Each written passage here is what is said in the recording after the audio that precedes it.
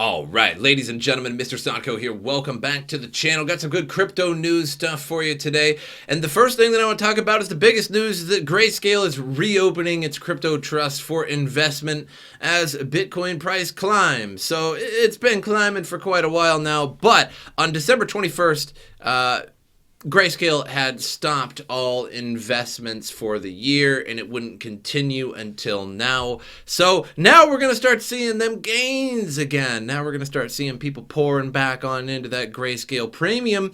Digital asset investor manager Grayscale has resumed accepting new investments into almost all of its cryptocurrency trusts, which is an important word, almost all. The investment manager had paused new inflows into 6 of its trusts in late December 2020, just as the 6-month lockup period for selling recently purchased shares in its Bitcoin trust, which trades under the ticker GBTC.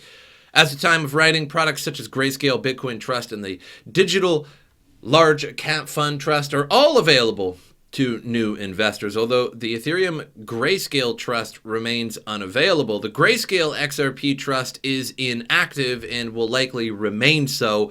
In early January, the fund manager had liquidated its holdings of the asset shortly after news broke of the major lawsuit filed by the SEC against Ripple. So Grayscale periodically halts and resumes new investor inflows into its funds. During these times of disclosure, the funds remain open for private placement funds, as well as all investors in the Grayscale Crypto Trust are subject to a 6-month lockup period for newly purchased shares, after which they are free to sell the shares on the open market to non-accredited investors. So could that be part of the reason why we went to 41,000, 40,000 or so, and then back down to 32, 34,000, and now back up to where we are now? Because the 6-month lockup period appeared to have ended, I think it started in June or maybe July, somewhere around there, and all of a sudden that lockup period ended on the 21st of December. And then now a new one is going to begin. So could this be a thing in the future that every 6 months there's this massive unlocking period from Grayscale where all of their investors can sell their shares, as they do have a 6-month lockup period that they cannot sell it once they buy the premium. And there's something like a 30% premium on some of these, so they're making sometimes more money when Bitcoin is going up in price than just holding Bitcoin. So it's hard to say, but I think maybe in 6 months from now, we may see another one. Possibly in the summer, when this lockup period ends, we may see another dip. And that might be just a good time to buy, because this is nothing new. I see like all of this just craziness from Bitcoin right now. All of these crazy investors that think it's over once again. It never ceases to amaze me. It never really fails when Bitcoin goes down 10, 20%. People start capitulating and they start freaking out. But welcome to crypto. This happens literally like once every month or so, pretty much.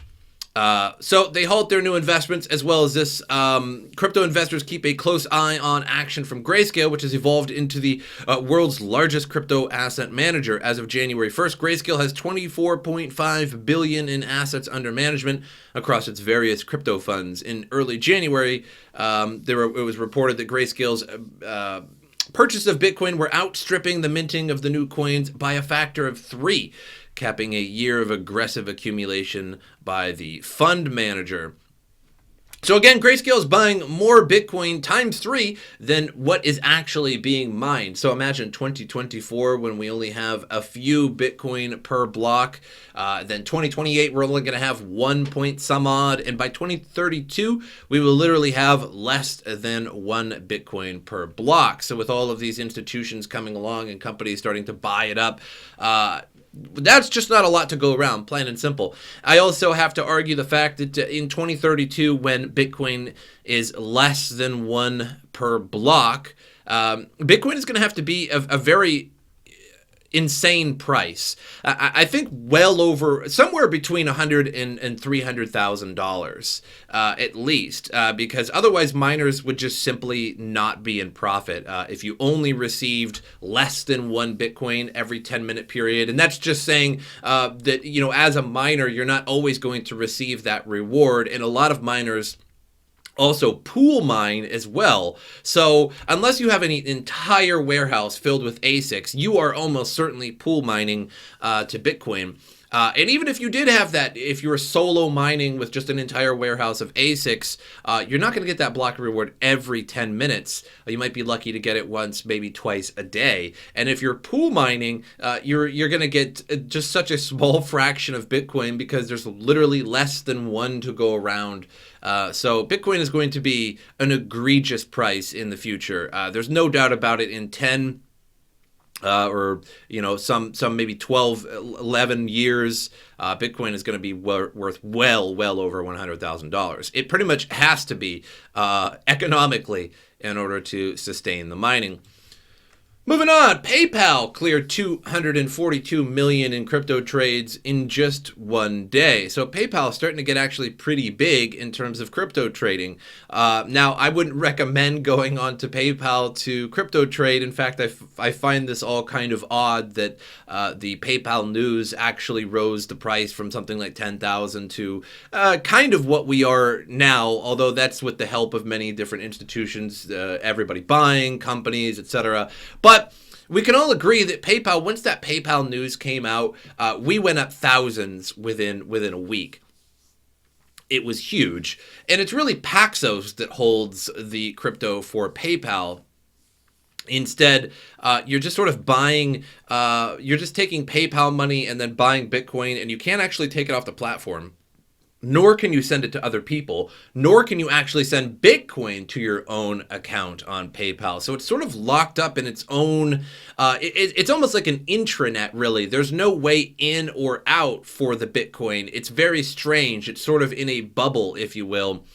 However, that news did raise the price pretty significantly, and it was said that when that news came out that sometime in early 2021 that this feature is actually going to be available in Europe and in Asia, all over the world, and that eventually the 21 million merchants that use PayPal to receive money for their goods and or services will be able to accept that Bitcoin. However, when you spend that Bitcoin at a merchant, it's really just selling your Bitcoin. It's sort of like BitPay. It's just going to sell your Bitcoin and give that merchant the money. So still bullish, but a little bit strange in its execution. So the bull market is confirmed by PayPal, which records high volumes of crypto trades. So one of the most important factors that started the bull market on cryptocurrencies was the giant PayPal. Indeed, when that news came out, there was huge hype. Much FOMO, much wow indeed. The fact that PayPal decided to support the global use of cryptocurrencies caused an increase in cryptocurrencies and increased interest in crypto. And it seems that the FOMO effect on cryptos persists to this day. The situation is confirmed by the data from January 11th, when PayPal cleared $242 million in crypto sales. So that's pretty big. PayPal getting bigger and bigger over time. Now, the only good thing about this, aside from the FOMO news, is that, yeah, you could take your PayPal money if you happen to have money on there already, and you can just buy Bitcoin, have it sit in your Bitcoin PayPal account, and it still does go up in price. So if Bitcoin goes from 30,000 to 40,000, you do have more money in your PayPal account. So that is pretty good for hodling at best. But in terms of its actual value of sending it around or sending it to other PayPal users, or at least even sending your own Bitcoin to your own PayPal account, you can't do that. And I think that PayPal initially started it like this for a number of reasons. And we won't go into all the reasons, but I think one of the reasons was logistics, that putting all of this into one basket at once and adding all of the possible features of Bitcoin was probably too much for them and probably too much for their customer service, etc. So they're just like, well, let's just do it with America. We'll just have you buy Bitcoin. You won't be able to move it yet. Then we'll add Europe. Then we'll add Asia. Then we'll add all of our vendors. And then maybe in the future, they'll start to be able to move Bitcoin back and forth across it. We'll have to see how that actually pans out in the future. So moving on to different news, Miami mayor open to putting part of the city treasury reserves in Bitcoin. So a little while ago, there was a lot of tweets to the mayor of Miami to actually put the New Year's budget, some of the New Year's budget for the city of Miami into Bitcoin. and the guy's considering it. So Miami Mayor Francis Suarez is open to the possibility of putting a small percentage of the city's treasury reserves in Bitcoin. Late last month, Suarez had tweeted he was definitely open to exploring it. His comments came in response to a tweet by Anthony Pompliano, identified as the Morgan Creek digital partner. Pompliano wrote, "Retweet this if you would move to Miami if Mayor Francis Suarez put 1% of the city's treasury reserves in Bitcoin." So it was reported that Suarez had been discussing being able to use Bitcoin and other cryptos to pay property taxes and city fees. So this has already been a thing. I think Arizona actually accepts Bitcoin since like early 2018. I remember making a video on that, and some other cities in various states. It was also reported that Suarez has been pushing for those Silicon Valley companies unhappy with California's taxes and regulations to move to Miami. It was noted that the cryptocurrency angle could be a part of this strategy in that effort. So that's kind of interesting. Probably not super huge for Bitcoin or anything like that. If it was just a small fraction of the Miami budget, it would probably just be some low millions or something like that into Bitcoin. But that is quite interesting. If that were to be successful, we may see other mayors doing that. We may see other countries, other governments, etc., doing that. It's weird. It's definitely we're definitely coming to when it comes to Bitcoin. We now have the institutions. We now have the companies buying in mass. We now have the global adoption. We now have PayPal. We now have people buying into it. Cities buying into it. Governments accepting it for taxes. We are getting bigger and bigger by the year. So, moving on to the last news, MicroStrategy plans to get more corporations buying Bitcoin. So it was MicroStrategy. It was a company that decided to basically sell their assets and turn it into Bitcoin. And they ended up buying over $1 billion in Bitcoin. And now, business intelligence firm MicroStrategy is offering a free online course. It's free real estate in Bitcoin strategy on February 3rd and 4th. The firm was one of the first to put large amounts of Bitcoin on its balance sheet and may have partially triggered Bitcoin's latest rally. Other firms have also done so, with Square putting $50 million into Bitcoin. But hey, Square, you're falling behind with that $50 million. That's not worth nothing anymore. Now it's got to be at least $1 billion. Go ahead and put $1 billion in Square. But can MicroStrategy convince even more companies to follow suit? So on February 3rd and 4th, MicroStrategy will host Bitcoin Corporation's tweeted CEO Michael Saylor today. So apparently there's supposed to be some cool beans Bitcoin teachings on how corporations can invest all of their money into Bitcoin. And I approve of that. Go ahead and invest all your money into Bitcoin because it's going to raise the price. So everybody investing is just going to raise the price for everybody else. Everybody's going to win, I promise you. MicroStrategy propelled itself into the Bitcoin world when it announced a combined investment of $425 million in Bitcoin between August and September. After additional Bitcoin purchases and an increase in Bitcoin's price, MicroStrategy now holds $2.3 billion worth of Bitcoin. The first day focuses on how Bitcoin can be adopted by corporations. Our first day agenda provides a concise yet comprehensive overview of the topics corporations need to address as they develop and implement their Bitcoin strategy. On the first day, Saylor will give two talks himself, one on Bitcoin macro strategy, which will offer a review of Bitcoin as a treasure reserve asset, as well as address macroeconomic factors driving Bitcoin's institutional adoption. The second talk will be on Bitcoin corporate strategy, which will review the ways in which corporations can integrate with Bitcoin. Other talks due to feature on both days include topics such as financial and legal considerations of Bitcoin. On the second day, MicroStrategy will provide an overview of strategic vendors and offerings in the Bitcoin marketplace. On this day, several presentations will be given by major cryptocurrency companies like Binance, Coinbase, and Fidelity. But the question is, will Elon Musk be attending? I don't know why that was put in there, but I'm going to ask the question too. Is Elon Musk going to be attending? He should be. So that's interesting. This may get other corporations on board as well. But what I'm thinking is that institutions like Grayscale and including MicroStrategy and various other companies, they're going to show the way. They're going to show how much profits they are in. And if you're a company or an institution or an investment firm, etc., and you're not investing into Bitcoin and you're not getting those 100% gains when Bitcoin goes from 15,000 to 30 to 40,000, etc., well, you're going to be left in the dust. And eventually, there's going to be some late squirmers, some late birds to the to the yard. There's not going to be them early birds on this one. So the early birds are going to get the worm, but everybody's going to watch them early birds, and the next day they're going to be coming out and trying to get them worms too. I suppose that was a terrible analogy, but either way, CoinMarketCap.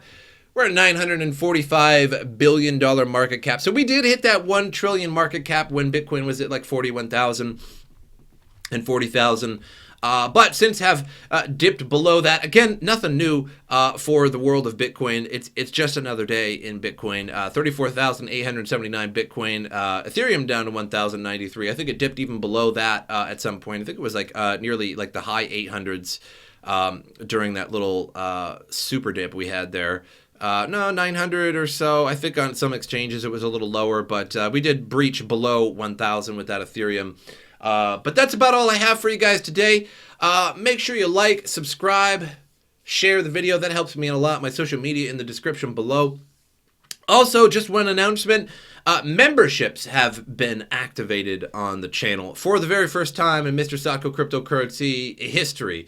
I have activated the membership. So there's a join button below the video. If you want to join, I think it's $2.99 for a month subscription, which is super good price. Come on, it's such a good price. And when you get that, you're going to get a hearty handshake from Jorge, the Vault Guard, my 400-foot underground crypto vault.